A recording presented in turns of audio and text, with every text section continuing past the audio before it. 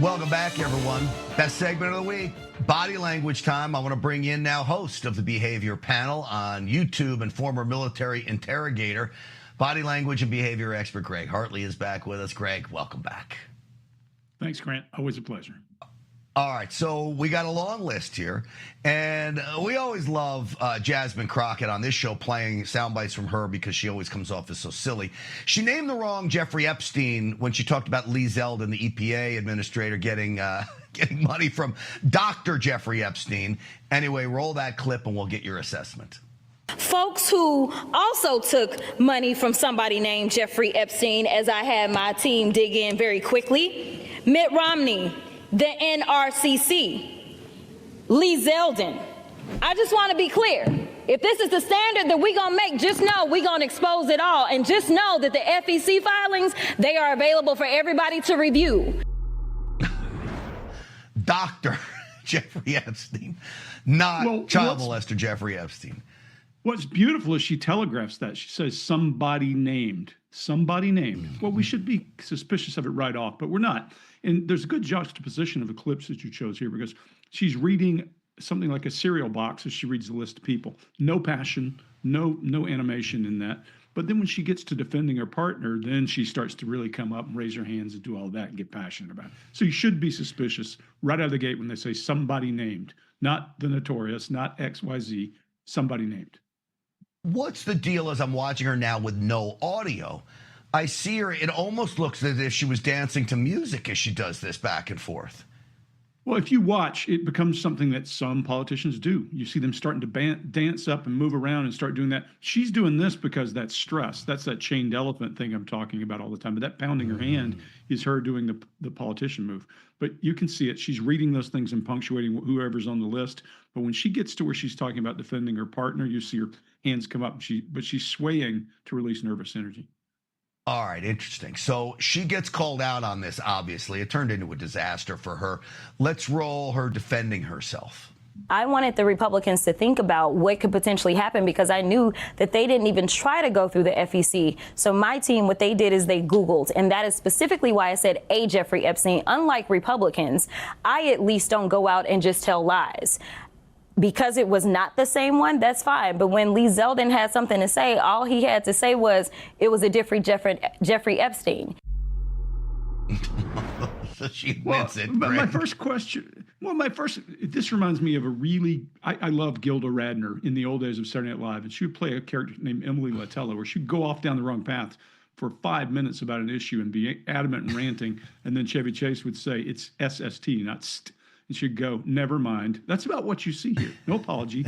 She tries to double down and then start talking about this stuff. You can see she knows at some point that she's been an idiot because her blink rate goes through the roof. And she has eye lock with the interviewer. The interviewer doesn't lean on her at all. And she shows contempt, that rise of one side of her face as she talks about the Republicans. And then she does another qualifying statement. At least I don't just go out and tell lies. She doesn't say she doesn't do it. She just says, I don't just go out and tell lies. So it's really interesting. But if you watch her get into that last piece, when she gets to her talking points about what she wants to say, that FEC stuff, she gets animated again. All right. Let's go to Hakeem Jeffries, his reaction to Comer. And by the way, I just want to tell everybody out there, I'm telling you folks, this is going to be bad for the Democrats. It's going to be all Democrats and whatever comes out on Epstein. Hakeem Jeffries was getting in contact with Epstein, taking money from him. Roll Hakeem Jeffries. Any misdeeds related to the Epstein? Was that a serious question or a serious statement from malignant clown James Comer that I had Jeffrey Epstein over for dinner, that I accepted money from Jeffrey Epstein? What's extraordinary to me about the clown show on the other side of the aisle is that they lie with impunity. Oh boy, Greg. What's beautiful here is she asked the question, if you find people in your party who are guilty, would you hold both sides accountable? What does he say? Something about Comer.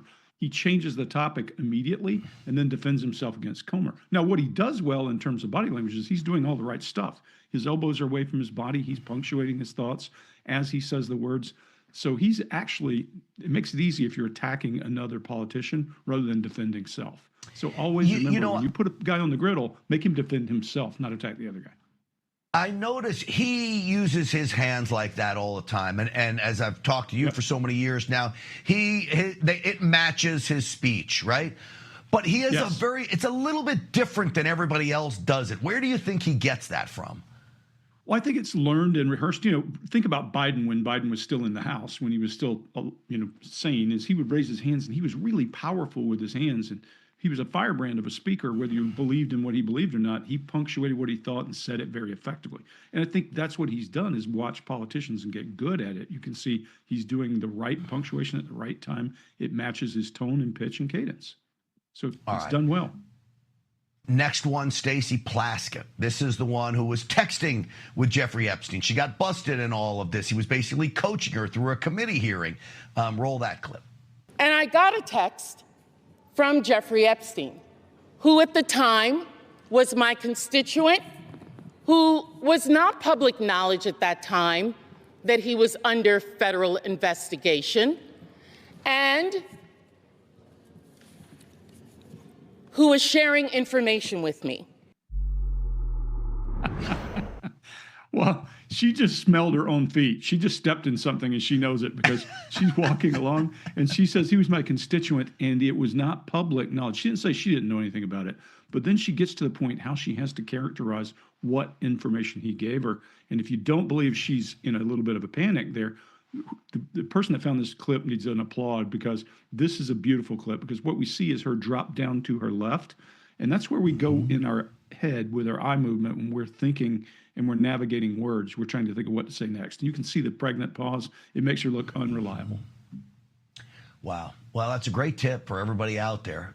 Don't go down to your left unless you're playing basketball against LeBron James. And pause. And pause. Greg Hartley, as always, it's such a pleasure to have you on. Hey, happy Thanksgiving to you, and we'll see you soon. See you soon. Happy Thanksgiving. Absolutely. All right, Greg's website, readbodylanguage.com. That's readbodylanguage.com. And don't forget the YouTube show, The Behavior Panel.